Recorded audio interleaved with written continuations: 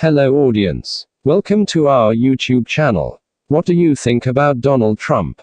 Yes, Donald Trump can be removed from the US presidency. Here's how. This article is written by Jonathan Friedland in the weekly column for The Guardian. Let's start. There are a lot of people hoping he'll be turfed out of office soon, but first the Democrats have to start winning elections. The bar is set so low for Donald Trump that every day he doesn't trigger a nuclear confrontation with a distant adversary is seen as a bonus. Today was one such day, as Trump signaled that he would not, after all, tear up the 2015 nuclear deal with Iran, as many, including his closest lieutenants, once feared he would. Sure, he disavowed the accord, slamming Tehran as a rogue regime, imposing fresh sanctions on the Revolutionary Guard and refusing to certify that Iran has complied with its terms, but he did not feed it into the shredder. Instead, he kicked the decision on its future over to Congress. That certainly puts the deal's survival in jeopardy, but it does at least live to see another day.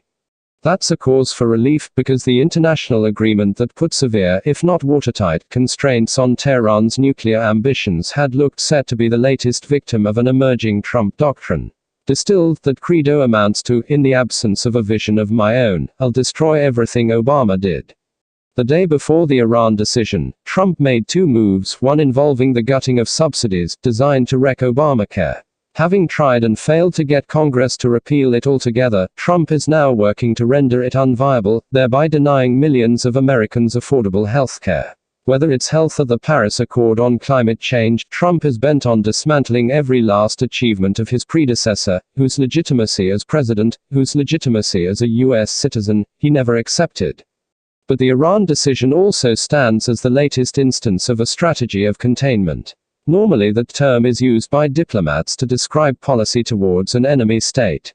This time, the one being contained is Trump himself. Those doing the containing are the highest-ranking officials in the administration, handily abbreviated as MMTK, National Security Advisor H.R. McMaster, Defense Secretary James Mattis, Secretary of State Rex Tillerson, and Chief of Staff John Kelly. Three are former generals, who have concluded that it is the patriotic duty to save America from the president. Republican Senator Bob Corker, chair of the Senate Foreign Relations Committee, describes Kelly, Mattis and Tillerson as the people that help separate our country from chaos. As he put it, I know for a fact that every single day at the White House, it's a situation of trying to contain him. The fudge decision on Iran seems to be the handiwork. It fits a pattern in which Trump's most senior officials work to thwart, defy or deceive him. When Trump was railing against the Iran deal, Mattis told Congress it was in the US national interest. When Trump was taunting North Korea's Little Rocket Man by tweet, Tillerson was opening up a secret back channel for talks with Pyongyang. When Trump tweeted his decision to ban transgender people from serving in the military, Mattis quietly ignored him, ensuring that it remains the military's decision who can and cannot serve. All these moves, coupled with the sight of Corker, a conservative Republican from conservative Tennessee, breaking ranks, have led to fevered talk, and hope that things might be coming to a head, that the Republican dam might be about to break. It has been fueled by Tillerson's failure to deny that he had referred to the president as a fucking moron. Apparently Tillerson was incensed by Trump's desire, expressed during a White House briefing, to increase America's already massive nuclear arsenal tenfold, as if the ability to destroy the world several times over is not enough. This week another Republican senator asked Trump if he was recanting his oath of office, in which he had promised to preserve, protect and defend the Constitution. Hours earlier, Trump had trampled on the First Amendment, which guarantees freedom of speech, by saying, "It's frankly disgusting the way the press is able to write whatever they want to write." Trump then called for broadcaster NBC to be stripped of its operating license. Never mind that such a thing does not exist, it's the thought that counts. The notion that Trump's own party is about to turn on him is not solely wishful thinking by his opponents of the liberal media. Steve Bannon, who exited the White House in August, is said to have told Trump he had only a 30% chance of serving out his full term. Bannon warned his undoing could be the 25th Amendment to the Constitution. To which Trump naturally replied, "What's that?" It's the section that provides for a situation in which the president is unable to discharge the powers and duties of his office.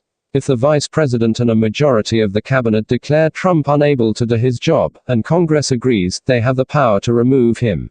which is why the question of Trump's mental capacity has suddenly gained traction. Note this week's depiction of Trump by Vanity Fair as unraveling, a lonely, increasingly unfocused figure, raging that he hates everyone in the White House. Note too the comments of Trump's ghostwriter for The Art of the Deal, Tony Schwartz, who tweeted this week, "I know this man. He's out of control and it's getting worse. Trump's grip on reality is spiraling down into paranoia and delusion." As a fantasy, the 25th Amendment has tremendous appeal. Who wouldn't want to end this presidency, swiftly and cleanly? But it is itself a delusion. Can you imagine the current US cabinet, stuffed as it is with sycophants and billionaire know-nothings, turning on the patron for the sake of the country and the world? Several are in trouble for billing the US taxpayer for the needless use of private jets. One is currently being taunted for insisting that, in the manner of Queen Elizabeth, a flag be raised whenever he is in residence. Selfless patriots they are not. Even if they did turn on Trump, would the invertebrates who make up today's Republican Party in Congress do the same? Corker has spoken out, but only after he announced he's quitting the Senate. The rest barely dare raise a whisper of protest against Trump, even when he's soiling the flag they claim to revere. If, by some miracle, they did find the spine and remove him, the Trump loyalists would not just swallow it. There could well be street violence, even civil war.